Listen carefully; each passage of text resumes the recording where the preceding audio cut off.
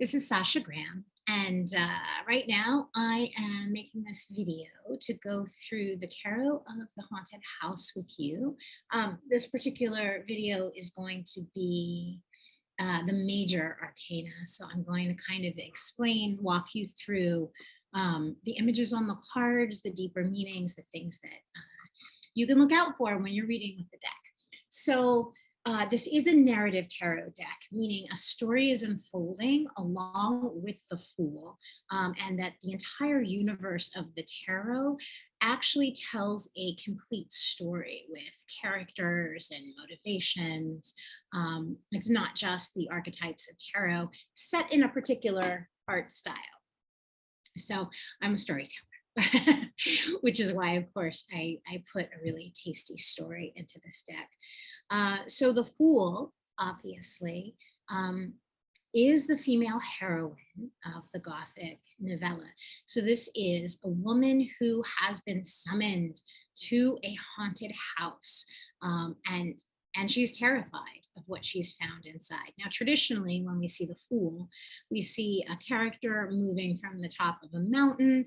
It represents the kind of unborn consciousness that hasn't incarnated yet, moving from the spiritual realm into the traditional world, right? However, in this case, we have our Fool, who is a protagonist. Her name is Raven Wandsworth.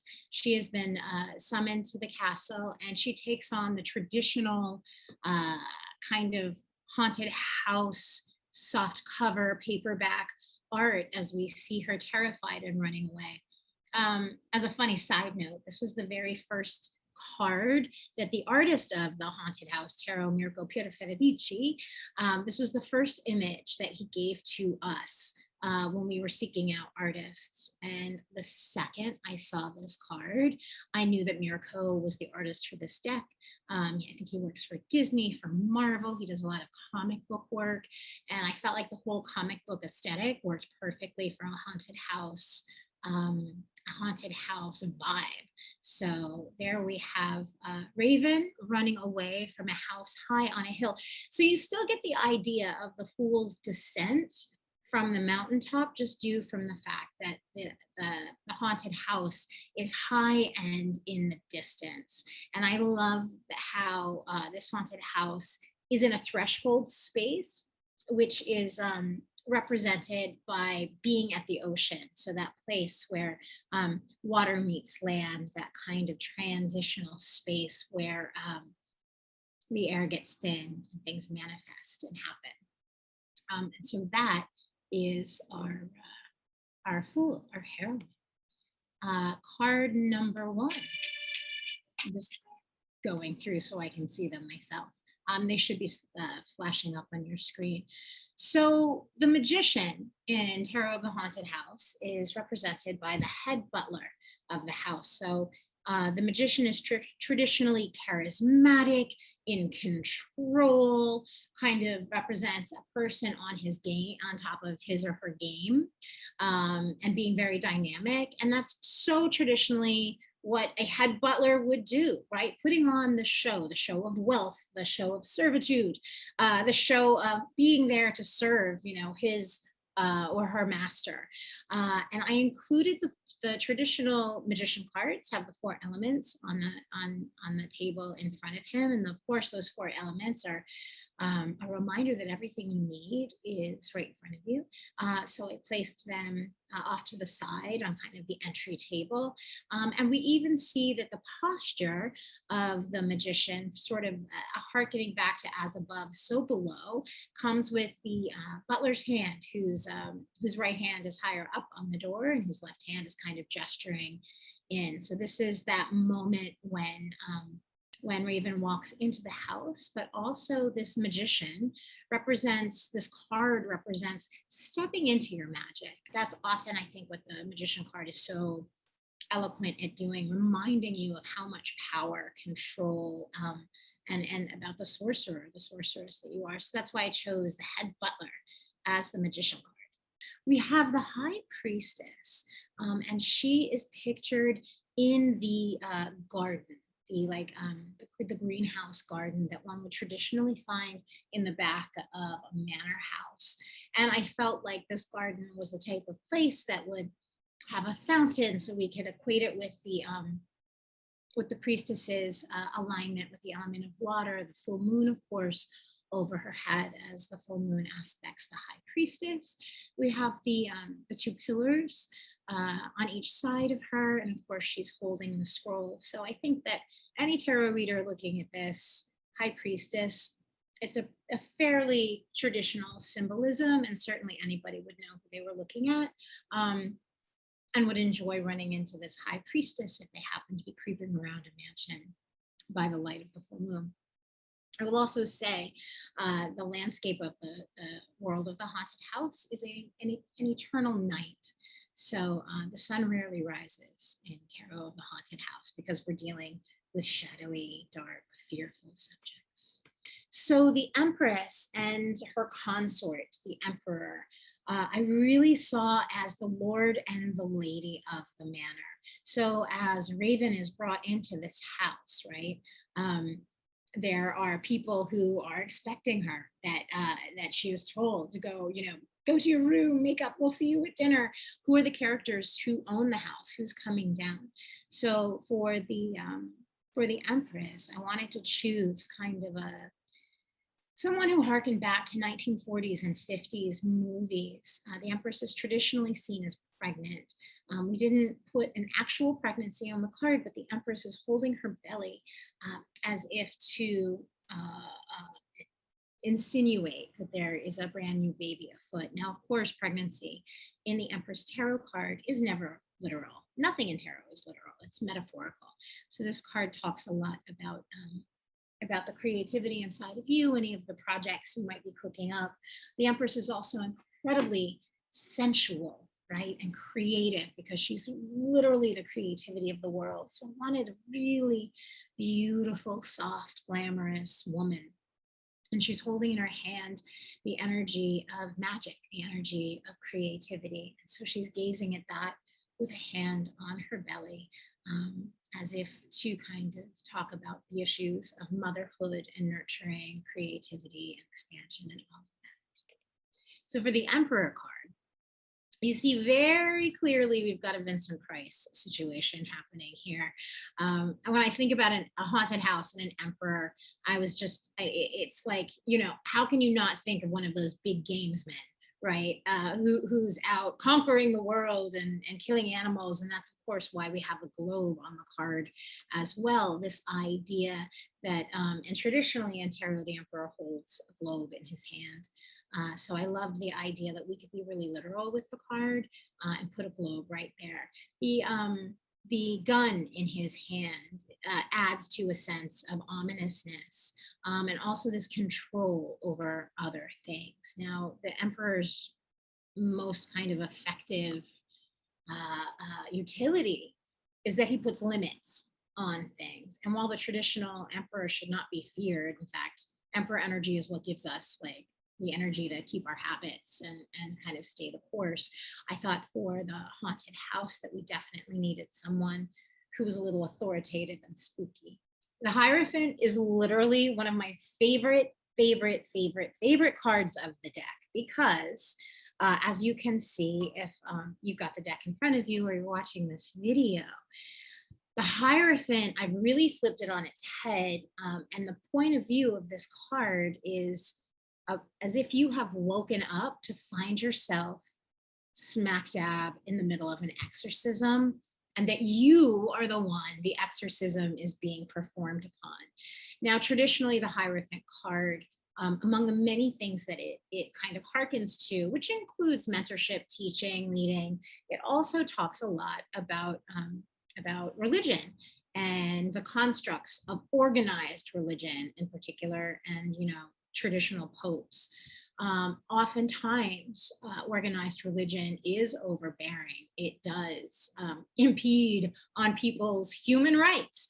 And certainly the idea of exorcisms, especially exorcising someone against their will, which we all know has happened. And we've all probably seen the TV shows where you see very kind of abusive exorcisms happening.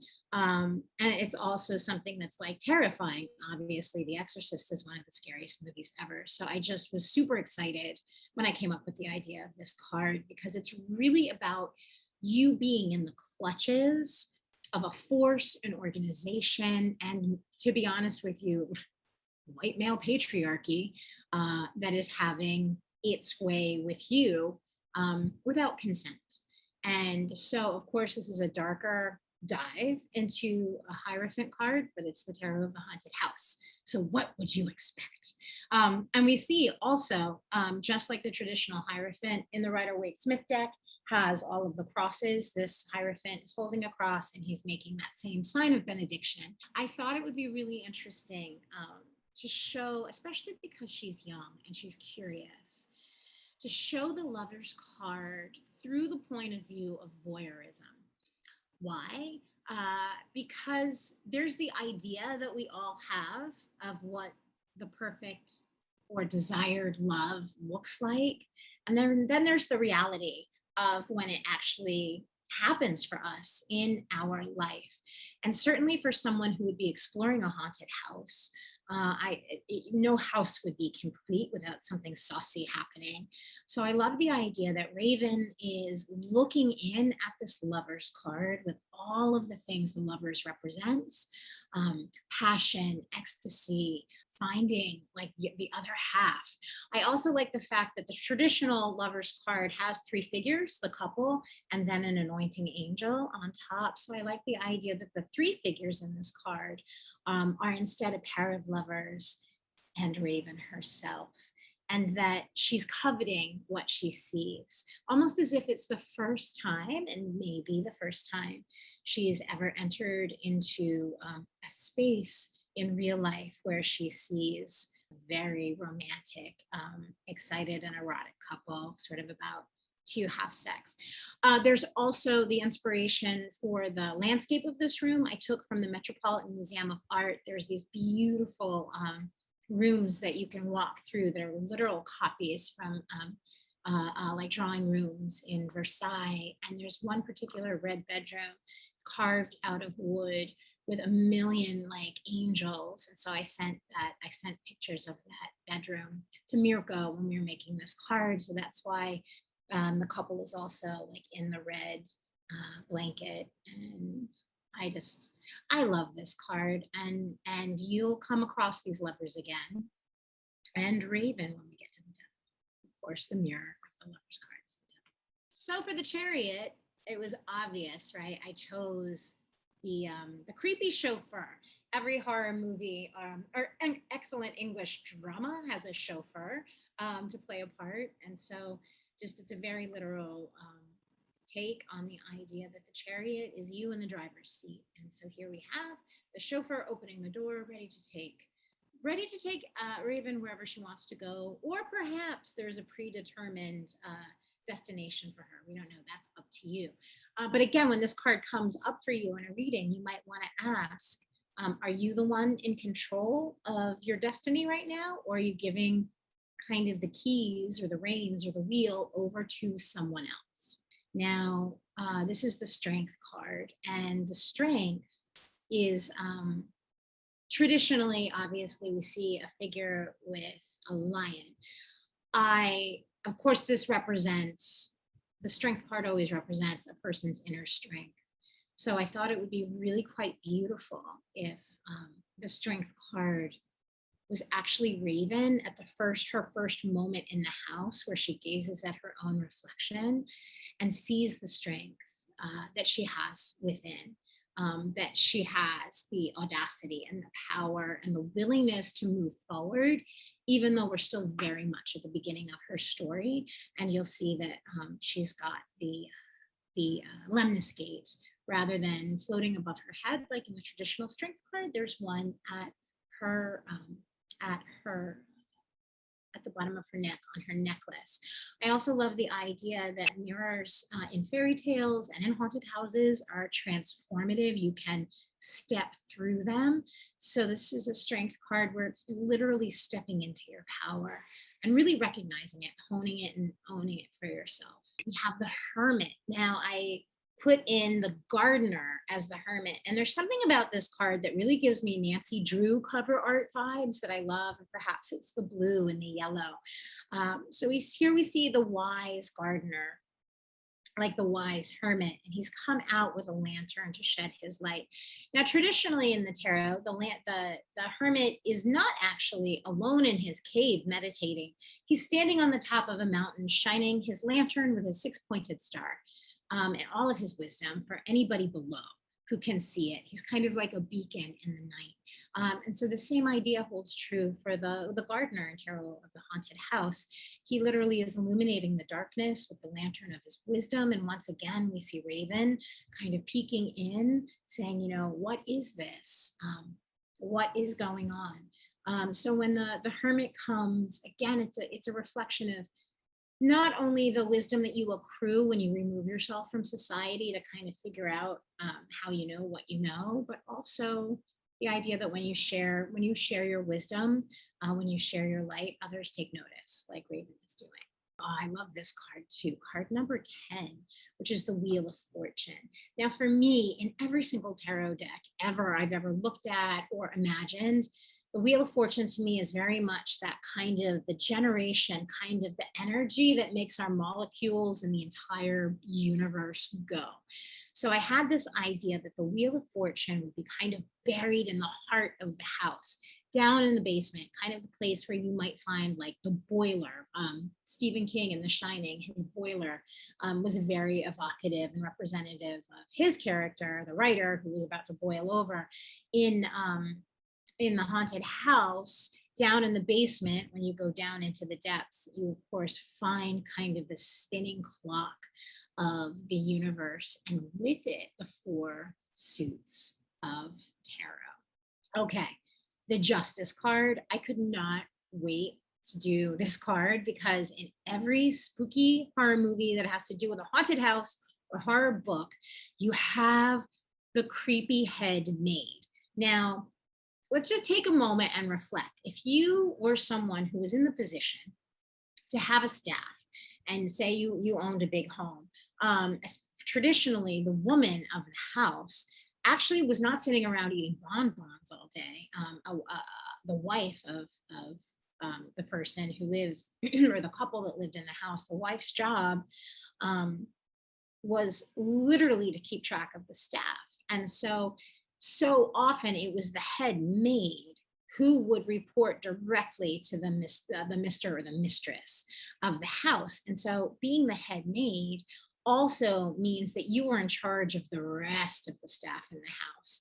And I think that that's often why in so many horror movies and novels, you'll find, I know it's certainly the case in Rebecca, and in so many other wonderful movies and stories, the head maid is feared not only by the staff, but also by the woman in theory who's employing her. Why? Because the head maid is the person who really you have to win over, or she could turn everyone against you. And she's also the type of a person in your house that knows every single thing about you.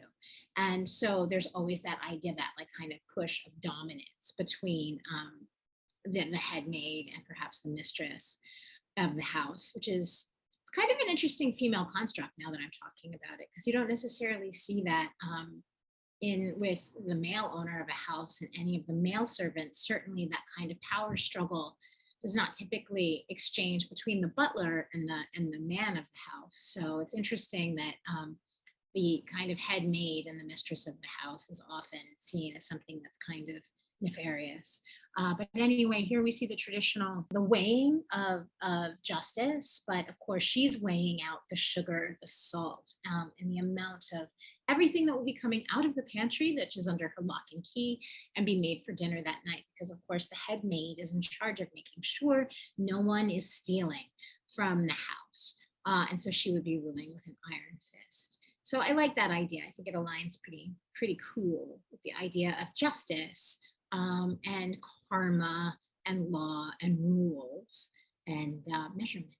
The Hanged Man, I don't know about you guys, but literally my dream in every house that I walk into is that like I don't know, a brick will fall from a wall and you'll find a hidden chamber with treasure or bodies or tarot cards that are 200 years old. So the Hanged Man is just one of those tropes, right? You open up a wall and you find the dead body behind it. And so here we have the traditional Hanged Man in the form of a skeleton who has just been unearthed.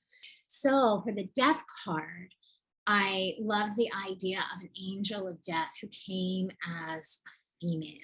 And this idea that rather than fearing death, that the energy of death would be so beguiling that you would actually be almost mesmerized like a vampire, that would kind of whisk you away. And I think that, I don't know, if I saw this card at the end of my life, it certainly feels like it would be a nice kind of way to go if you had to see someone.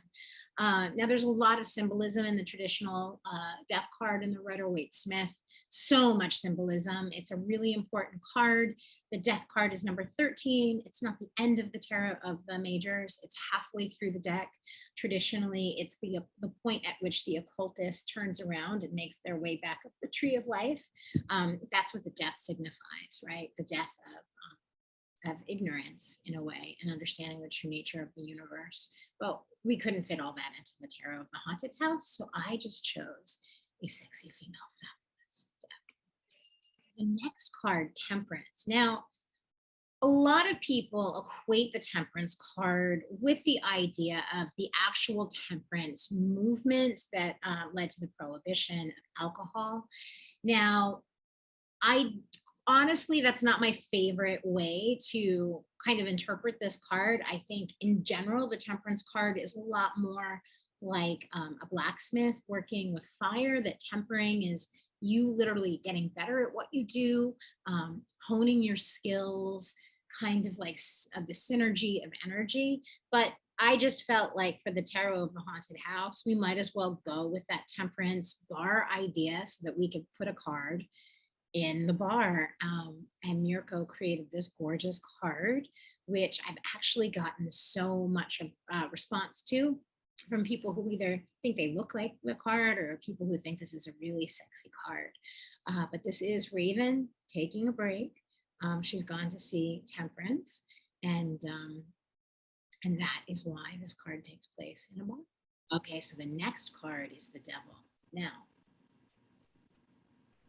of course, we all know that the Devil card is that part of ourselves which represses, which tries to control. It leads to like craziness. When you're doing shadow work, the Devil is literally the card that holds the key to everything.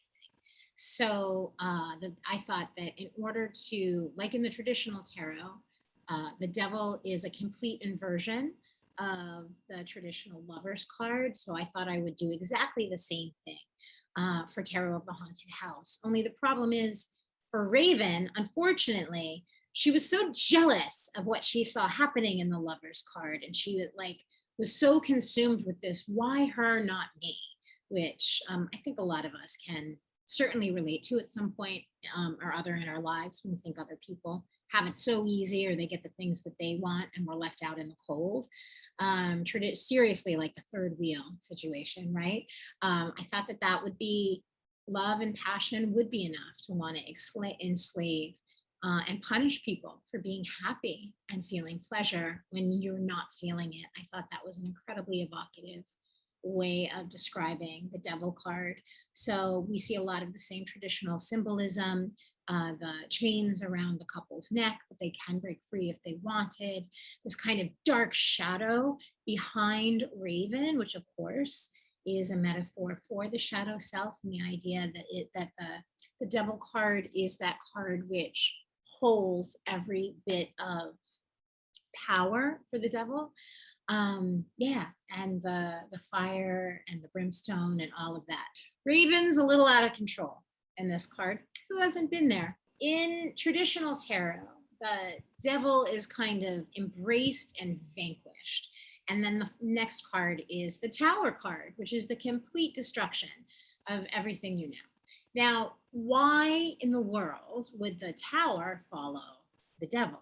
Well, because once you've embraced your shadow, once you have come to terms with the repression inside of you and let go, once you really, really let go, all of the things that you've built up around you that were kind of false, or the things that didn't really fit to begin with, the stuff that you forced, kind of falls apart. So even in the process of healing, when we heal ourselves, there's often immediate consequences that don't necessarily feel so good. But it's the things that have to fall around you in order for you to kind of clear the space that you've made for yourself. So in Tarot of the Haunted House, we see a tower from the house literally exploding, and Raven running away from the terror of it all. I love the Tower card. I love it. It's essential. It's especially essential in magic. But that's a story for another day. So after the calamity and drama of the Tower card and Devil card, here we have the Star. Oh, I love this card so much. I love it traditionally in almost every tarot deck I've ever seen. After all of that drama comes that kind of peace, that kind of quiet after the storm, that kind of clarity after a really good cry. And with that, and I love that Raven is actually, she's in the water as if she's standing up from the pool of her very own tears. And we see a shooting star, and she's grateful for it. And that star is moving kind of graphically right for her.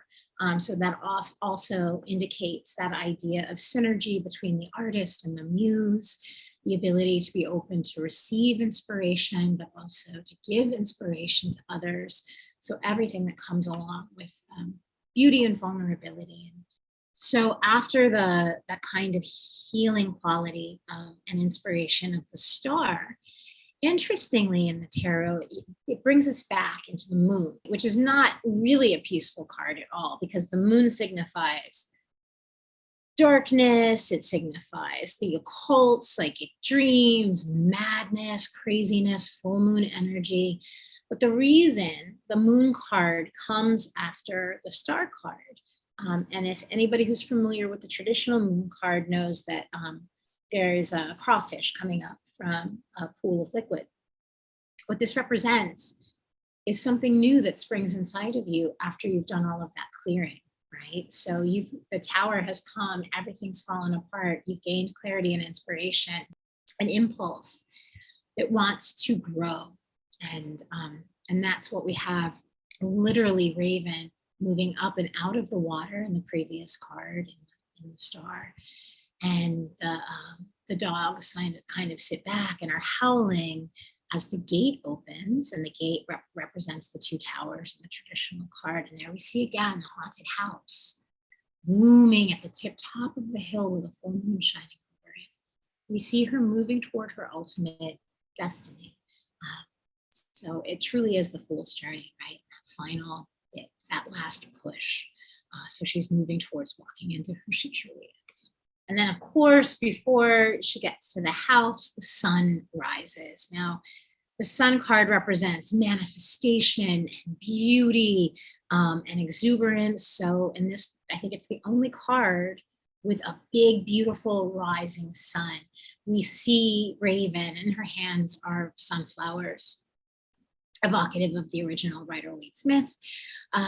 There's and just kind of this, like, it's like a new dawn. It's almost like in a Day of the Dead situation, right? Where like she's been up and fighting zombies all night long, or vampires, and finally the sun has rose, and she's safe, and she will live to see another day. So that's all of the traditional understandings of the sun card. So we dip back into the darkness when we come to the Judgment card. Now, traditionally in the Rider-Waite-Smith Tarot, the Judgment card is a literal image of judgment, as in the four horsemen of the apocalypse, dead rising from the ground, and the angel blowing the trumpets, so that the good souls can rise. Of course, when you're looking at coffins in a haunted house, you would have to see and kind of imagine a graveyard. So this very much is a calling. It is this idea of waking up. And instead of seeing a family on the card, we see Raven with a young child. Now, this is something you'll see a lot in Tarot of the Haunted House, because every time you're looking at Raven's child, what you're really looking at, of course, is her inner child. It's a version of her younger self. This idea that in stepping into her power, she is also not only saving herself as she is now, the young heroine, but she is also reclaiming her inner child, her inner self. So this judgment card is literally, while the zombies are walking behind, but she's not afraid, she's rescuing herself. She has come to her own rescue, which we all hope that we can do for ourselves. Now here we are at the World card. She's come full circle rather than running from the house. Raven stands at the butler's place, opening the door. We see the 4 suits of tarot embedded on the door, just like in the traditional World card. We see all of the inhabitants of the house behind her, kind of gathered behind at her service, as if to say this is the history of the people and the places that she's come from, and the world that she has created and made peace with and is now a part of. So this is really her stepping into her power. Again, this idea of threshold, that place where the door opens, and it's quite a different door than we saw in the Magician in card number 1, because of course now it is the card of Raven with her full facilities. So that is a walkthrough of the major arcana from Tarot of the Haunted House. So stay tuned if you want to take a look as I walk you through